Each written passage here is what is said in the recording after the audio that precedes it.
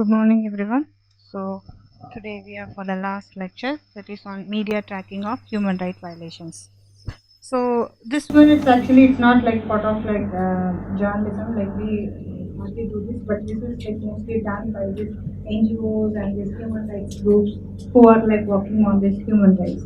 So we may think that like whatever we are like reporting in media, it may not be like kind of unnoticed and nobody is seeing that, nobody reading that. But there are people who are tracking like what are the news and this one news and like opinions regarding this human rights violations that is like being reported in the media. Okay, so they usually like keep a track of like what's happening there, and from that they are also like kind of using it for like what you call like mitigate the effects of this human rights violations also. So how to like prevent, so how this these things are like happening and all. Okay, for example, I'll give you one thing like in US actually in 2020 I guess. So this many men they are by like hit by this stone pellets by the police. Okay, so it was like kind of captured in the CCTV camera, right? So like so many places, like it was not in one place, like 6 or 7 places it got like recorded, and later on they use those evidence like to see like how this police are like kind of like controlling anyone like they like suspect, right? How they are like treating the suspects and how they are like affecting it all. So here nowadays in India, even in India like abroad, there is this media is like everywhere, right?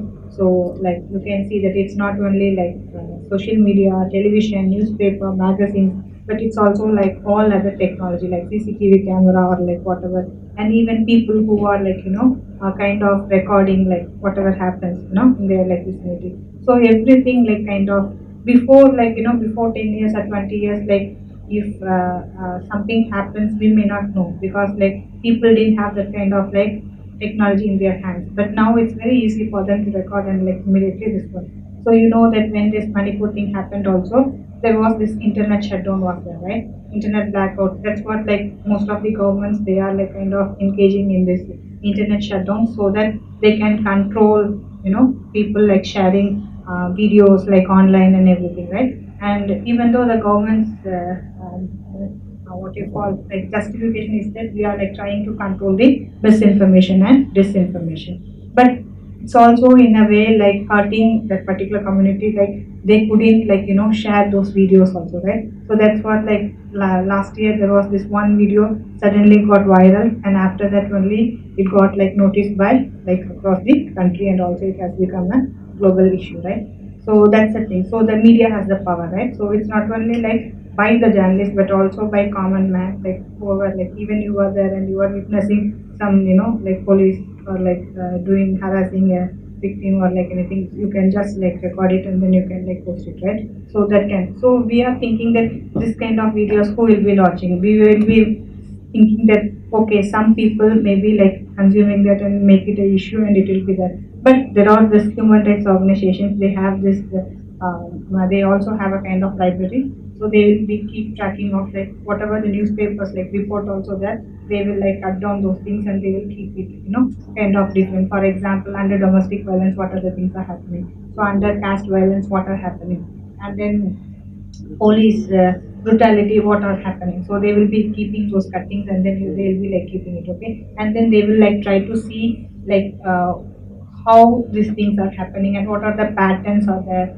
and how the victim and perpetrators are like engaged in these acts, and who are all involved and everything. So from this newspaper cuttings itself they will like try to analyze it and they will like make a report out of it, okay? So that's what they are doing. So that's what like we say that media has the power to reach out to millions, right? And then the people will be like using it again whenever there is some human rights violation or something else, they'll always like try to form a kind of commission, right? So commissions under like retired judge or like anyone else, and then they'll be like kind of seeing like what happened. So those people also will always like look into the media reports. If the media reports are like kind of stereotype and all, but anyway for them it's like reported in the media, so that is the fact and that is the truth, right? So they will go with that also. I will give you one example that in yesterday we were talking about that Tamarabarni massacre, that 44 tea estate like workers, they got, they jumped into the river and then they got like killed, right? So in that report, like there was this one commission was formed under like retired judge, his like name is Mohan. So it was called as Mohan Commission. So they have like filed a commission report like after like talking to people and everything. So the commission report itself starts with the media reports only. So in the media reports, they say that people died because of drowning in the river, right? So they are like taking as it is, like, okay, they won't kind of interpret or something else, but they will just go with like what the media reports also. So sometimes if the media reports are wrong also, it will be like kind of carried over also. So that is also one thing. But if it is like reported like rightly, it will also get noticed. Okay, so that's what these people like always like keep tracking of whatever like it's being reported in the media and available in the media. So like this one like definition of like media tracking is the kind of tracking like what are the news regarding this human rights violations that's being like reported in the media, right? And then like keeping note of it and then like analyzing it and then seeing the pattern and then reporting it. That's what called like media tracking. So what is the purpose of like doing this media tracking? One is like importance of like documentation. They are like documenting that certain violations has already happened and they are like keeping track of those things. And documentation is very important because like document it can be like kind of used as an evidence, right? And again information gathering. So they are also kind of collect information about human rights abuses from radio, television, print, and etc. And also they will be like do the pattern tracking, like track patterns and new developments. For example, if it is about like women cyber stalking, right? So like even in UK and other places, there are like so many cases of like cyber stalking used to be happening. So they will be like keep on following that women, and then they later on she may also get killed, right? Then after that only they'll say that this one is a kind of evidence, like kind of cyber tracking. So this kind of like many cases it have been like reported in the media, and they will like see so how this perpetrator or the abuser is like following the women and what are the ways they are using it, and from that also they will analyze it and then they will like see. So later on it might also help to prevent those kind of crimes also, right? So from this case studies they are also learning, and from that like they are like kind of putting up a recommendation, right? So that's what this media tracking is very important. And then they also like media analysis also, they will also see how the media reported that one, right? So that is also one important way, like whether they have reported it properly, whether they have misrepresented or like stereotype, how they have done that one also they will see. And then fact finding. So like whenever certain issue happen, they also do this fact finding. This one, okay. So many of these human rights group and activists, they will like go to that particular place, and even for Manipur also, I think like from the press Council of India also, they went there and they did a fact finding and then they reported about that one. Likewise, like human rights association, like groups also, they'll go there and they'll talk to people and then they'll do it. Okay, so for that also they will like use this media tracking, like they will be like seeing like how the news is being reported, what kind of news has been reported, right? And what are the issues, what are the challenges, everything they will like get it from that one. Okay.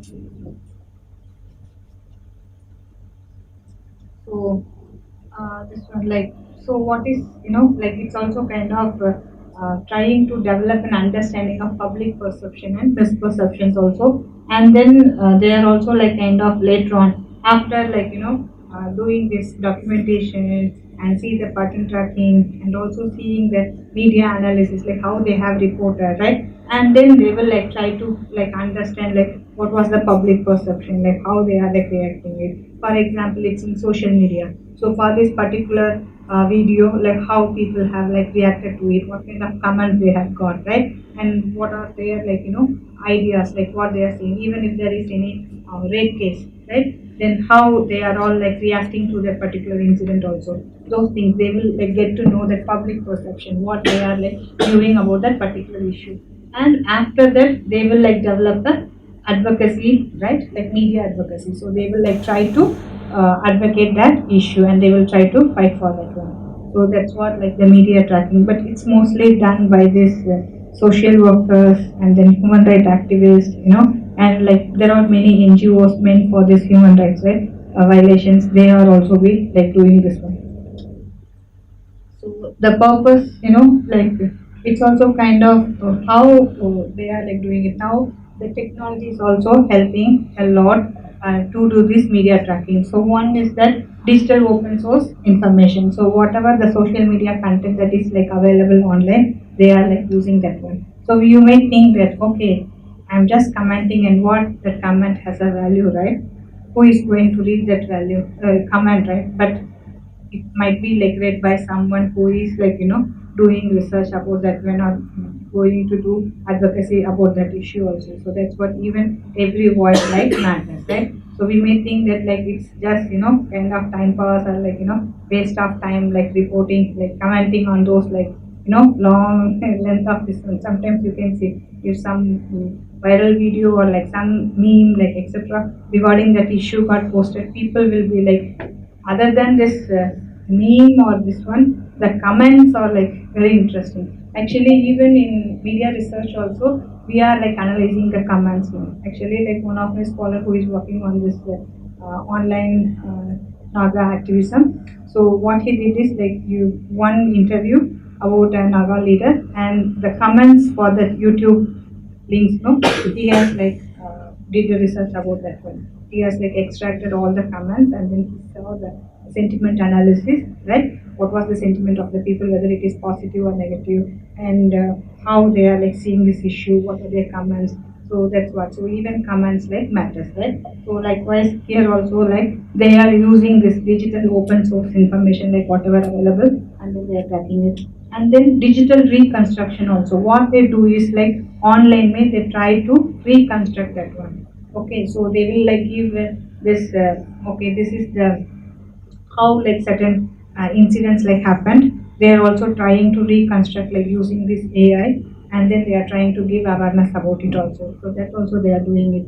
And again, they are also like using generative artificial intelligence like ChatGPT and others for identifying the relevant online information analysis and reporting, right? So that also they do. So they will be like they are giving like certain prompts in this chat GPT and all, and then they are asking like what are the human rights violation issues regarding this domestic violence case, particular to this part of India. What are the news has been like reported? Then it will like try to give you all the links. But it is your job to verify it, right? You cannot just go with that one, but you can like use it because nowadays people are using this generative AIs, right? Everywhere, even for research also, PhD research also thesis, we are using that one, like how to like they are imagining like how the chapter has to come, what other things has to come, like everything they are trying to get. Even sometimes conceptual framework and everything, the structures and all, they are trying to generate using this AI. Okay.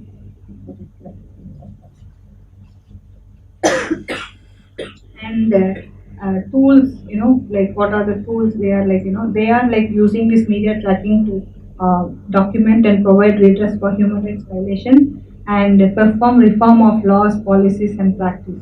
So it's not only they are trying to document and like try to like find solution for these human rights violations, but they are also trying to use those like after this media tracking, like whatever they have learned and after analyzing this one, then they are like trying to make it as a policy document for reformation in the laws, policies, and practices. Okay, that one also there. And again, draw the attention of the government to situation where human rights are violated, because sometimes government may not know, right, where it's happening and what's happening. So they also have to like show that one. And again, they also like try to make proposals to the government to put an like end to situations where human rights are violated, and they also raise public awareness about ongoing issues. Then, by leveraging the social media reports and visual storytelling, they can also mobilize support and encourage community engagement to advocate for change. So that one also you can do. I think, do you all like follow this PARI this, in Instagram? No, so PARI by this sign up, like you can see that every time they will be like talking about like some human rights issue, like gender or like poverty or like whatever. So they will always like deal with that one. So they are like kind of giving everything, like what are the situations that led to them and how they are like tackling what are the challenges. So they used to give those successful case studies and also like this one. So people like who are like tracking those, they will also take account of that one and they will like try to see. So if they see like there are like certain violations, for example, when it comes to like women and labor, right? So in this labor market, may like what are the challenges the women face? So they might be seeing like if there are like any news item that has been like reported on it, and in what channel they have reported, they will like try to see. And if they see that okay, there is this maybe like there is no equal pay, right, in the daily wages labor when it comparable to men and women. So if it's like keep on repeating, see the pattern in those like news stories, then they will make it a point. Okay, so this one they will like then make a report based on this gender parity disparity in wages. Okay, and there can be like many issues, but they will be seeing the pattern, like what is the thing which is there, keep on repeating and which are keep on being like reported in the media. Okay, so that is the thing. And so the types of media sources, like from they are getting the traditional media, like how the newspapers, TV news, which are the primary sources of information.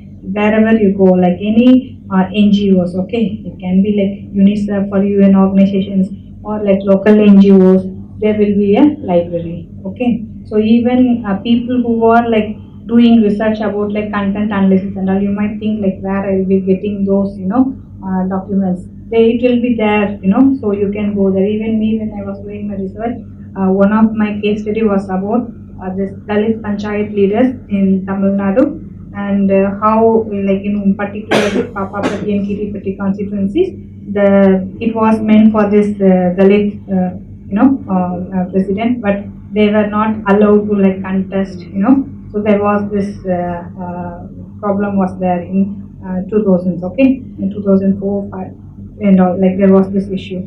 So if I go into a new normal library, I have to search everything, right? Again, like the whole year like sample I have to take and I have to read one by one. But what I did is I went to a library by this People's Watch in Madurai.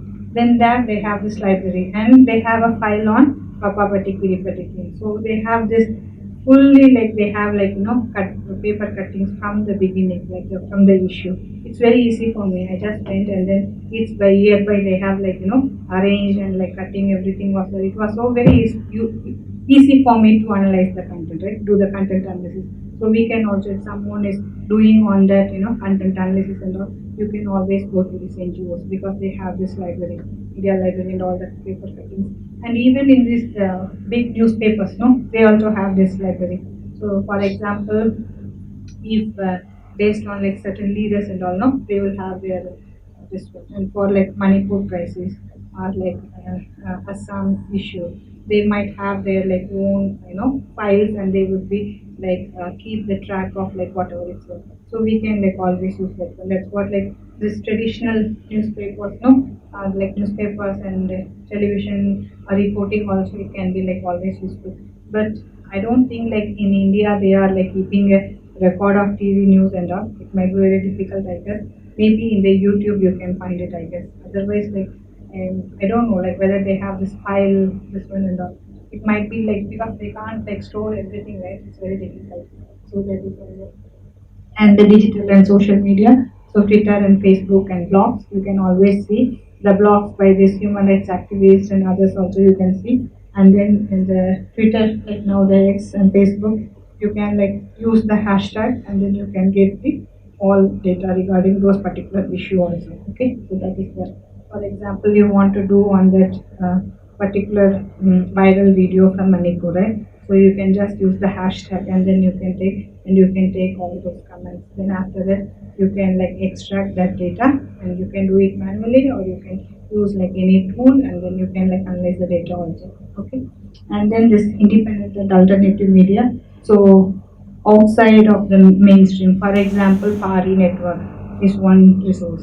Likewise, there are like so many other issues. For example, this climate change and all, you can always go for like Center for science and environment in like Delhi. So they have their like own this kind of like website and everything. So from there also you can get all the resources. So there are like this independent and alternative media like outside this one. So nowadays like all this online this one what you call magazines also. For example, the Wire, the Scroll, and all they have like it's a very great repository of like all the like any issues like you can go and like take that also. Then, but again, when you take the media, this one like sources, you have identified, you have like taken. But what are the challenges in other like identifying this media sources also? Reliability of the sources. As I said that in media, if they have already like misreported, misrepresented that issue, right? Then it's going to be a challenge, right? So you have to see, like you have to see, like what is the motto of this newspaper, in what angle they have like reported. So that one also you have to see the reliability of the sources. And then again bias. As I said that media reporting is also not free from bias. So you have to see that also like how news is like reported and perceived. If you want to like study about like Manipur issue, if you go and read, from Valley newspapers and the Hill newspapers, that will be huge. Like Valley newspapers will be like totally telling from their perspective, right? And Hill newspapers will be like representing in their own thing. So you have to see a kind of neutral, like kind of national newspaper or something else, like how they have reported both sides and which side like they have like taken. So in that way, you have to like see right which one is biased. And there are in many states, many of the newspapers and this television channels are owned by these political parties, right? And if you know that the owner is this particular party and then that party is being involved in this violation, then they would have obviously silenced that issue or they have like misrepresented that one. So you have to see those bias also, right? And again, misinformation, that is again another one challenge.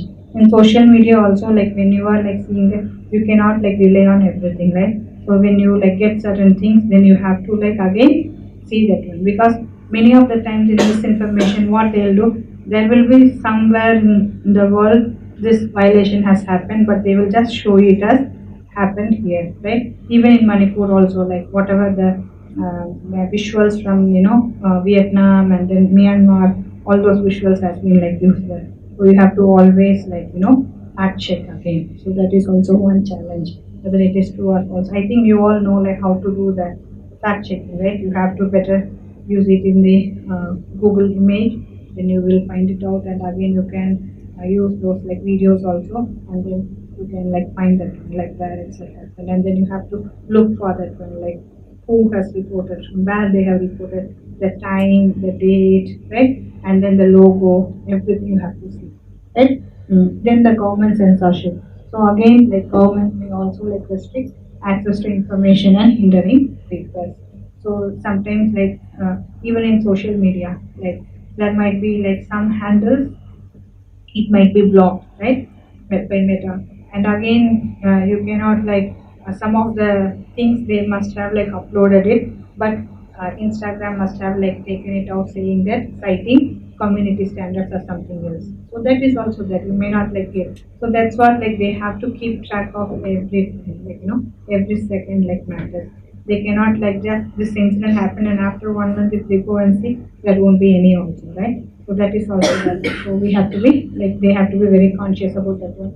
And then propaganda is also there. You know that how media is also has been like used as the tool of propaganda by the governments, right? So and how they are like shaping the public opinion and everything. So that was also. So these are the challenges when you are like identifying these media sources. And then documentation of incidents and cases. So you have like taken. So why we have to do the documentation of those things? It's a historical record, right? Like something like it's already happened and it has been like reported. So it's a kind of history. That's what we say that today's news is tomorrow's history, right? If today it might be news, but tomorrow it may be history only, right? Even to see, like pandemic happened in 2020 and 2021. It's already been 4 5 years, and it has already been history only. So if you want to go back, and nowadays like so many research are being done also during this pandemic. Also, you can see how this human rights, like of journalists, how they have like navigated the pandemic, or how this doctors, nurses, everything, like you can go and like see those reports, you can find it out. Like what are the things like people face like when this pandemic happened, how they were like helpless, and how it was like very uncertain. All those anxiety you can like see from the media also. Like you see, from in the beginning they said you have to wash your hands, right? People got so obsessed with like washing their hands. They are washing it for like more than. But later on they said there is no point, right? And then they said like mask is very important. I still remember like when I was reading it, I'm not getting any like mask also, like everyone. So people started like stitching those, mask, and then they are sending out to their friends and all. So that was there. And again, like the mask business was there. And again, this hand wash, like, this sanitizer, like wherever you go. But later on, they said like sanitizer also. So even if you say that how this campaign on this pandemic has been like from the beginning, how they were like, you can see the pattern, like how from the beginning they have like this one. So everything was very good. So likewise, like every issue you can see how they're like reporting was there. So that's what like we say media is like very good for this documentation also. And then first you have to like how to document the human rights violations also. You have to gather evidence. First you have to collect videos, photographs and testimonies to provide substantial evidence of human rights violation. So most of these videos and photographs and all, and even testimonies also, you can see like many people, they usually like put out in their like blog or on their like social media status and everything. So that one also you can collect, right? And the next one is you have to do the verifying information, that is the cross checking. So you have to do the fact verification, whether it is right or wrong, whether it is true or false, all those things, right? And you have to like ensure accuracy and avoid bias in documentation. That is also there. And then you have to do the context analysis of human rights violations, like how it happened and all. So you have to like examine factors leading to human rights violations. So there will be like thorough analysis of the political, economic, and social factors that contribute to human rights violations. So as I said that if it is about a cyber stalking of a woman, right? So you have to like at least find 5 to 10 incidents that has been reported on the media, and then you can see there is a common chain that they have all tracked their Facebook and Instagram, post, because we people like, oh, we always report, right? I'm here, like I'm with someone, I'm doing it, I'm watching film, like everything we are posting it. So that is also one problem. That's what like they say, if your like page is like kind of public, everyone can access, right? And even your stalker can be your friend also. You don't know. Someone is obsessed with you, you don't know. And he might be in a wrong name also, like like kind of a fake name also, and then you don't know, and they will be like kind of tracking you, like what you are doing and all, right? Because from our Instagram post also they can find something, whether we like coffee or tea, like who are our friends, who are our family members, all those things, right? So that's what. So you can see those patterns, like okay, in this cyber stalking, like mostly these are the things. Like so, then what they will be like analyzing how this thing happened, right? So where it's happening and how it's happening, all those things like you can see. So what are the political, economic, and social factors that are contributing to the human rights violations? Because you cannot like see because whatever the things are happening, it's not an individual problem. It is a social problem, right? It's a larger social problem. That's what they say. If someone is like what you call robbing or stealing, means it's not his problem, right? It's a kind of larger problem. And again, the suicide also. Suicide also, it's not a like personal problem. It's a kind of social problem. Like lot of this family social pressures that also lead people to do those things and all. So that is also there. So you have to see the larger picture from this. When you are like analyzing the context and the causes of those human rights violations. And then you can also see the victim perpetrator relationship. Like you have to identify the power dynamics. So the influence and control exerted by the perpetrator over the victim. So motive also. And nowadays even this child grooming is also there, right? If someone like started like talking to a kid online, and they try to manipulate and groom, and then they try to make the child to like come out of their home to elope with them, and they try to kind of have what you call like exploit them in many ways, right? So that also like we have to see the identifying the power dynamics, like how this perpetrator is approaching the victim and how they are manipulating or how they are like taking advantage of the victim, right? All those things, and also motive, like what is his motive, like what they are like and why, and the pattern of abuse also, like what are the, how the recurring behaviors and cycles that characterize abusive relationship, right? So that also, and even like last year there were like many incidents about this boyfriend killing his own girlfriend and keeping it in the refrigerator, right? It was so shocking, and there is not one incident. There were so many incidents, right? So even if you keep track of it, you will be like me. Most of them they were in live-in relationship and they were there for long. But again, why this happened, right? And also the religion, all those things, right? How they are making out. So like you can also see the patterns of abuse, how they are like kind of abusing all those things from those case studies also, right? So that case studies from that they are taking from this media, and from there only they are like trying to do it. Okay. And the impact assessment of human rights abuses.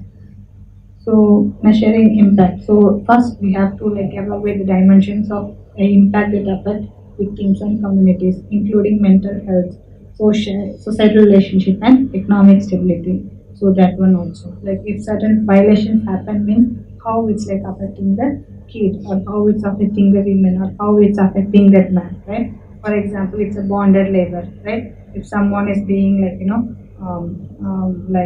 what you call trafficked, saying that we'll be giving you like luring the people to get a good job and like with good salary, but later on they might be like like involved in like certain very menial jobs, and also very what you call like very hardworking thing, but they might be like paying them peanuts or something else, right? So that is also good. For example, there is also one issue, no? This many of this youth, they are being lured to this island and other places, citing that we'll be like giving you better jobs and all.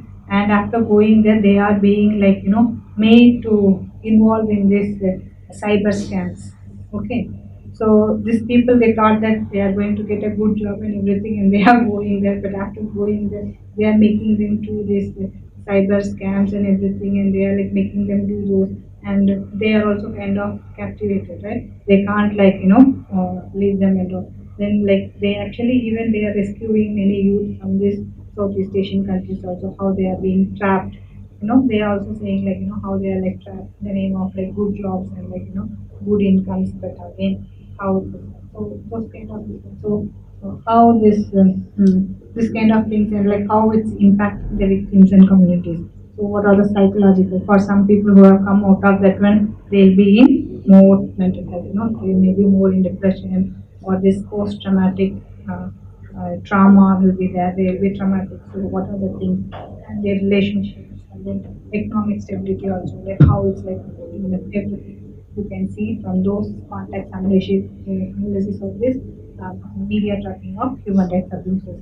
And again, the displacement trauma and loss of resources. So the consequences of displacement. For example, if a youth from like South India is being like kind of taken to Thailand and to be put there, it's a kind of fuel displacement, right? And how he has like coped with the trauma and the psychological trauma experienced by the victims, and the depletion of essential resources.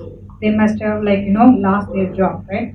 They must be in a normal, steady, decent job, but they have just left this and then they went and fall into this trap, right? So that is also another one thing. They are like losing their job and income, and they are without nothing to do, right?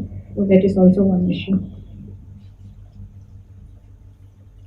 In broader social impact, it's not only like it's a very independent like issues or like some individual issue, but it has a like what you call the broader like societal impacts.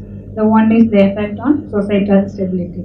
So examines how various factors influence the stability of society and its structures, and effect on peace and effect on development. For example, like this, if there is an ethnic conflict, so this ethnic conflict, how it's like affecting the societal stability, and it's like development, right? There won't be like people won't be able to do their jobs, they won't be able to do their farming, right? And most of these cottage industries they can't like function, right? And they cannot like run. So what is the huge impact on the development, right? And then on the peace also, like how it's like affecting the societal peace there. So all these things that we have to see the broader societal impact also. And tracking the outcomes of even like there were just many incidents about this child abuse by what you call the security persons in their like many buildings and all, no? Like this gated communities and all. So if there are like certain issues, it's also going to affect all the people who are involved in security, right? If one got involved in that one, it will like kind of create a huge stereotype that all the people are like that, right? So everyone will be coming under that one. So it's also high kind of huge burden for those people who are involved in that one, right? So it's not like going to end up as like one incident, right? It's also kind of huge impact on other people also. That's what you can see. There are like lot of hate things against this migrant workers. For example, in Kerala, there was this one migrant worker. He actually abused a kid, and because of that, like everyone is under scrutiny, right? They were like everyone is seen with that one. But many of the people they are going there without like any jobs, and they want to have proper like decent life. That's what they are like going there, right? They are leaving their place, leaving their village, leaving their like family and friends and everyone, and they are like going there. But again, after going there, also they will be always like seen with this negative thing, no? So negative stereotyping. So that also affects them. So that's what like that one also they will see like how it's like going to affect the larger society and the economy and development and everything. Okay. So that is also that. Then after like so first we are like going to first we are like tracking the media. So we are like choosing the media sources and we are tracking the news and information which has been like published or like broadcasted from that. And again from that we are like we are collecting that, we are documenting it, and then we are like analyzing the context and the patterns, right? And then we are seeing like how it's impacting the victim and also the community and also the broader like social context, everything. And after that, they will be like trying to come up with this advocacy effects, like how to like kind of challenge those stereotypes or like how to avoid or like how to prevent this kind of like crimes and all. So that is also there. So here the role of advocacy in human rights, that is also very important. Advocacy plays a crucial role in promoting and protecting human rights, influencing public perceptions and policies. And again, media exposure significantly drive advocacy efforts by raising awareness and prompting policy changes. Okay, one NGO is being tracking all those things and they are like analyzing that one. And then what they will do is they will like kind of prepare a report, right? And after preparing the report, they will call for a press conference. And then with them, they will share those report findings, right? Then media will be like reporting about that one. Then only people will get to know about it, right? So even the NGOs also nowadays they are very what you call very strong on social media, right? So with their like the people who are involved in it or the leader of that particular human rights group, so they will also like start writing on those things. So that also kind of reach to the larger masses, and then it will also try to change the public perception, right? And then there will be like change in the public policy. Okay, so for that purpose only they are doing this media tracking, mostly for the media advocacy. So how to like create awareness about particular things or how to like prevent those things, all those things.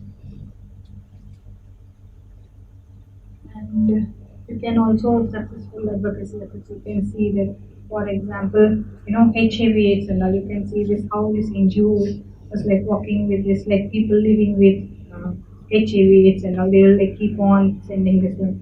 So it is not a disease which can be like like passed by like touching or kissing or something else. It's like totally different. So you can like eat with them, like sit with them, nothing will happen. So they will be like trying to create awareness about those stigma, right? And then they will be like trying to get awareness about it. So I think we have like come a long way. You see like before 20 years and how it now it has somehow like kind of like normalized, right? So these are all like kind of like consistent and persistent efforts by these NGOs who are working on this one, right? So likewise, like any other disease and like any other issues also, and then they also like what you call it can change our, and you can say that even this reporting on this caste segregation in the prisons, that's also a very important example of like media advocacy, right? So they were like kind of keep on reporting, and based on that, this Rajasthan High Court take it as a suo moto, and then they have like changed their this one. So that is the best example of like media advocacy, right? So how a media report can have a stronger impact on like any public policies and laws and reforms also. That's